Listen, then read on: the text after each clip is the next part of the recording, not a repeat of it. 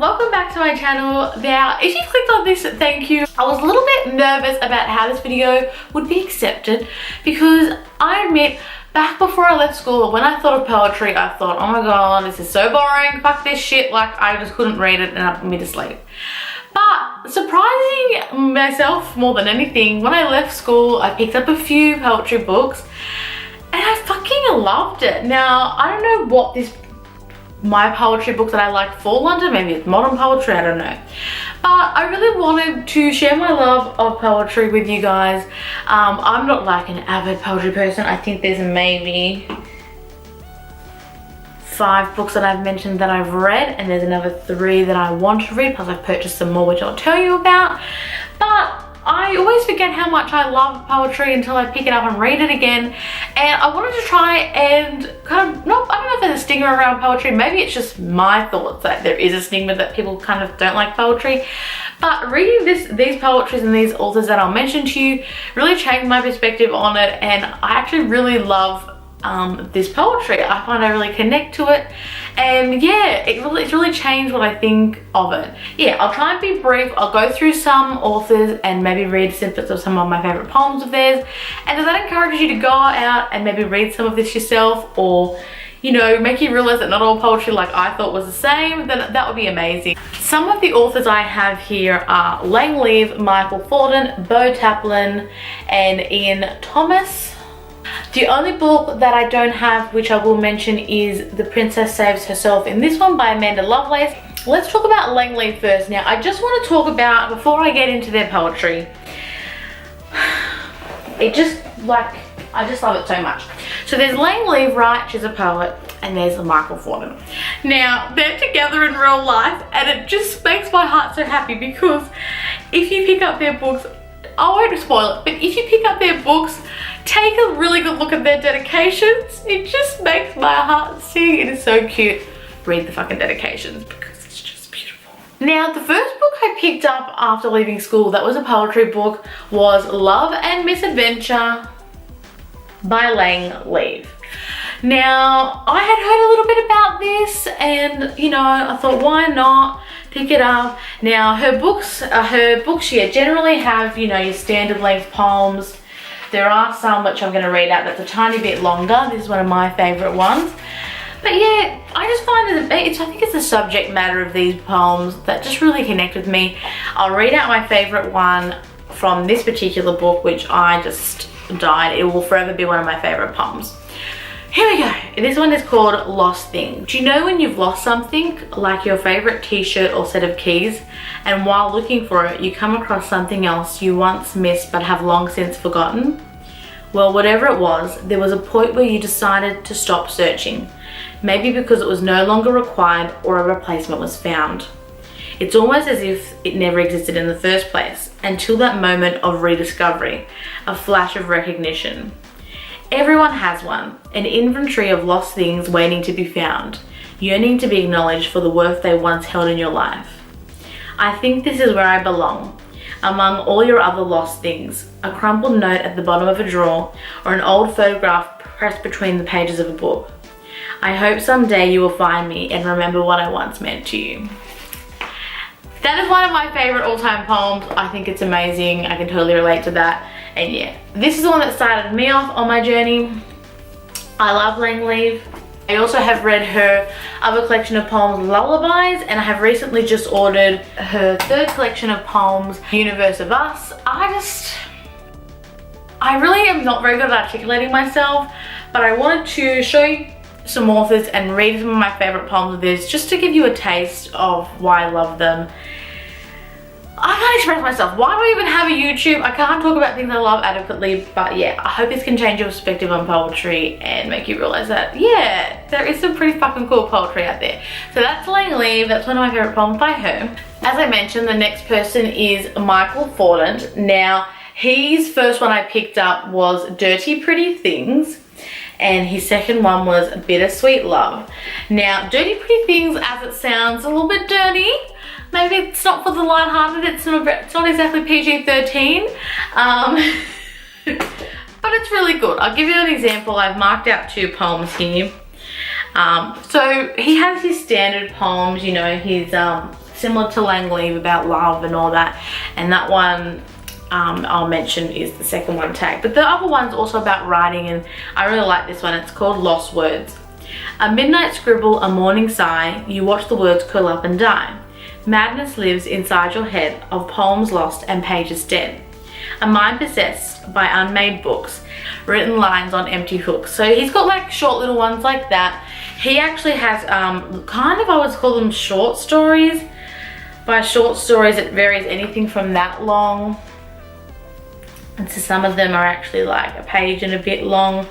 I can't find one now, but yeah. However, he has got ones. I didn't pick one too, I don't know if erotic's the right word. I didn't pick one too MA15, we'll say. Dirty Pretty Writing, which I tried to pick a less MA15 one. So this one says, romance is all well and good, but it's just that I'm not in the mood for whispered sweet nothings or your fingers running softly through my hair.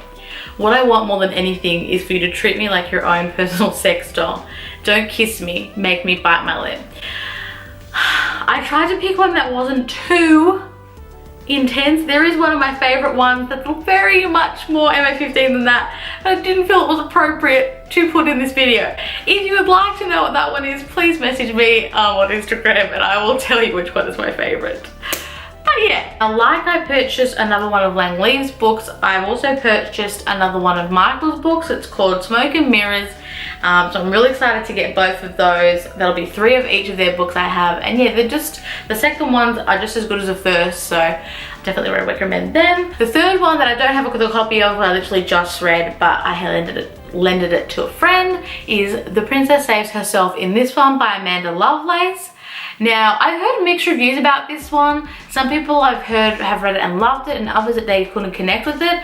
I was one of those people that I fucking adored that book. Like, yeah, I can't explain it, but there's 2 poems I want to read out to you from her book. I literally, whenever I read a poetry book, I take photos. I like to post quotes on my Instagram, right? So I always take photos of poetry books that I love. Certain poems, and I always take a lot of Michael and Lang's, but I took like 30 pictures from this other book, so I had to try and narrow my favorites down. But I'll read you one. Now this is literally like the second poem in the story, in the book. We can all relate to it. Now this one is about Harry Potter. Like, come on, as if you can't love it. And I just read it and I was like, this is so true, this is me. Here we go. The little girl isn't listening to you. She's way too busy staring out the window, fantasizing about a world of magical accidents, flying envelopes, screeching owls, adoring giants, brooms that do more than sweep, friends who are always loyal, and a train that will take her to an enchanted place far, far away from here. It's called Put Under a Lifelong Spell. Oh my god, I read that and I was like, this is just gonna be amazing already. Like, that was like the second one in. I was like, this is me. So she's obviously a book lover, Amanda Lovelace, and she talks about reading a lot in this. There's like quite a lot of book related poems, not so much based on a particular book, but just book loving and reading in general. The second one, I love it. This is a very girl power book. Obviously the cover or the title of the book, it's obvious it's a girl power book, and this book is very, I just loved it. I was like, yes, this is amazing. I've already shared like 5 of her poems on my Instagram already. I'm like, sorry, not sorry about this, ma'am. I don't care. I love this book so much and I can't wait. I have ordered her second book that's coming out in March. It's called The Witch Doesn't Burn in This One. I can't wait to read it. This second one I'll read to you is one of those girl power ones. There's so many I could have said, but I really like this one too. Here we go. They say they only want flowers to grow from my mouth, so I will look them dead in the eye as I shove soft petals past my lips, chew with my jaw completely unhinged, and spit them down at their feet. I will never be your expectations of me. There's so many I could have mentioned for that book. I would highly recommend all of these books. And I thought, while we're here, as the title suggests, I will tell you some books in the future that I'm planning to read. As I mentioned, I'll picture the ones that I just mentioned from Michael Langleaf and Amanda Lovelace. The next ones of those coming out. I've ordered them. And there's a few I do want to read that are on my to be read. The first one you may have seen from previous videos is Milk and Honey by Rupi Kaur. I still can't say her name properly. Please don't judge me. Now, I've heard such amazing things about this. I have read one or two. I started reading it the other day, just one or two. And I can just tell it's going to be like The Princess Saves Herself in this one. Like just the back of this book. Here we go. This is the journey of surviving through poetry. This is the blood, sweat and tears of 21 years. This is my heart in your hands. This is hurting, loving. This is the hurting, the loving, the breaking and the healing. Like that's the back of the book. That's already amazing, let alone what's going to be in this book. So that's the top of my poetry to be read. I can see that she does have another book out called The Sun and Her Flowers. I haven't purchased that yet because I haven't read this book, so I'm hoping that I'm gonna love it. I'm sure I will, but I thought I'm gonna hold off on purchasing that second one before I've read this one. Another one, this second one I've had for literally, I haven't had, but I've wanted to buy this book and read it for honestly probably 5 years. I've heard about this book a long time ago and I wasn't able to get it anywhere in Australia. I wasn't able to get it on Book Depository. I don't know why, but I just couldn't get it anywhere. Anyway, this book is called I Wrote This For You, Please Find This by Ian Thomas. Now, again, I'm just going to read you the back of this book because this is the back, just the back of this book alone and the description. And nothing else I knew about this book made me want to read it. Here we go. I need you to understand something. I wrote this for you. I wrote this for you and only you. Everyone else who reads it doesn't get it. They may think they get it, but they don't. This is the sign you've been looking for. You were meant to read these words. Like, come on. And look at the fucking beautiful pictures in there. Like, I am so excited to read it.